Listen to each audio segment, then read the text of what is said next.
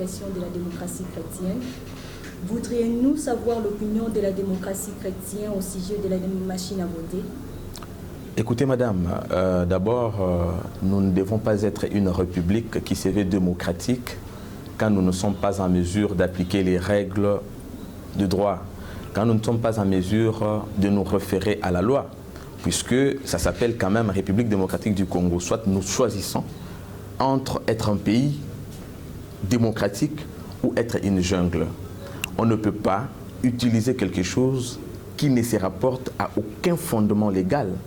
Je ne sais pas si ceux qui sont en train aujourd'hui de faire chantage sur la machine à voter pourriez nous donner une référence légale par rapport à la loi électorale sur la machine à voter. Il n'y en a pas. Normalement, si nous voudrions être un pays qui se fait respecter, ça ne pouvait pas faire objet de discussions, ça ne pouvait pas faire objet de marches, ça ne pouvait pas faire objet de sons de cloches différents. Je pense tout simplement qu'on devait se référer à des principes légaux.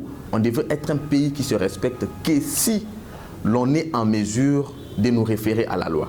Je pense que ce débat de la machine à voter est une pure distraction que M. Kabila a conçu avec sa bande, notamment une CENI qui est déjà prise en otage, une CENI qui est caporalisée, une CENI qui est acquise à la cause d'un individu et à sa famille politique pour prétexter des glissements, justement, déjà que M. Kabila a 2 ans, depuis la fin de son mandat, il voudrait, au-delà de cela, bénéficier de plus d'années pour rester de manière illégale au pouvoir. Donc la machine à voter ne devrait pas faire objet des discussions, donc on ne peut pas faire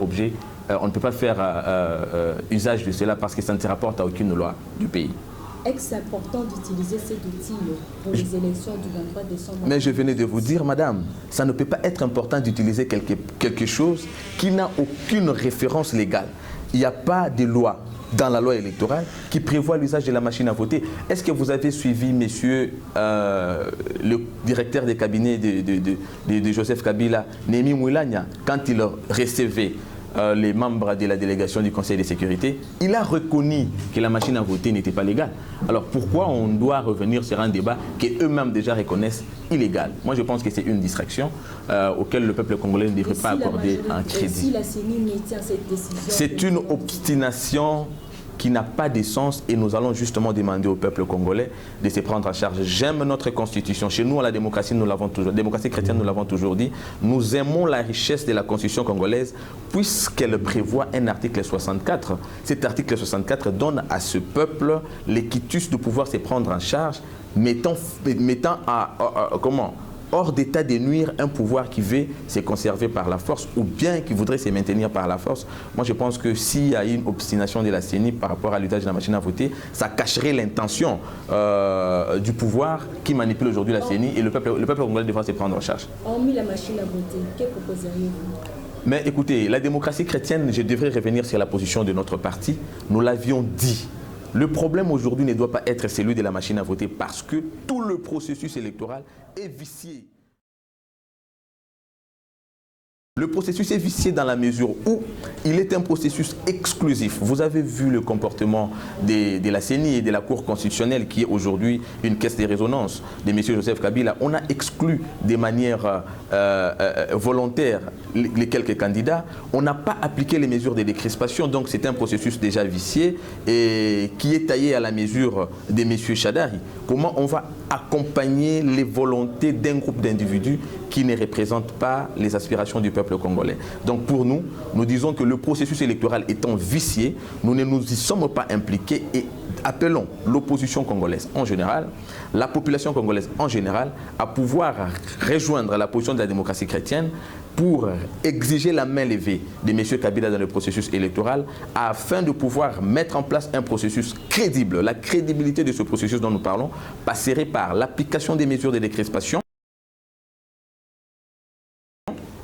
conformément à l'accord de la Saint-Sylvestre, où vous avez la libération des prisonniers politiques qui fait aujourd'hui objet d'une manifestation de la répression politique, stratégie principale du pouvoir de Kabila.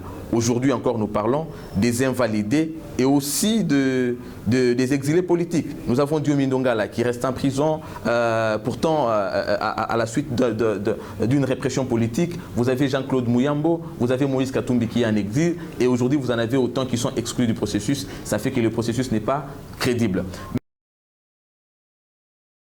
Mais à chaque étape de ce processus, vous avez des pièges. Vous venez de parler de la machine à voter. C'est un piège nous tendu par le pouvoir. À part ça, vous avez plus de 10 millions de Congolais enrôlés de manière fictive. Comment vous allez faire? À qui cela va profiter? Mais enfin, si vous passez toutes ces étapes, il faudrait pour le contentieux électoral aller à la Cour constitutionnelle qui ne connaît pas la composition de cette chambre, qui ne connaît pas que c'est une caisse de résonance, qui ne connaît pas que c'est une officine privée de M. Kabila, qui ne connaît pas que ces gens sont des personnages acquis au clientélisme pour Kabila et qui ne prononceront que le nom de Kabila. Alors pourquoi il faudrait accompagner un tel processus? Nous, la démocratie chrétienne, nous nous sommes exclus de ce processus. Aujourd'hui, voilà que le temps nous donne raison. Nous sommes en train de mobiliser le peuple congolais à rejoindre la position de la démocratie chrétienne, les opposants à pouvoir faire de même, de manière que tous ensemble, soit nous obtenons un processus crédible qui puisse déboucher sur une alternance politique. À défaut, il faudrait alors que nous organisions les élections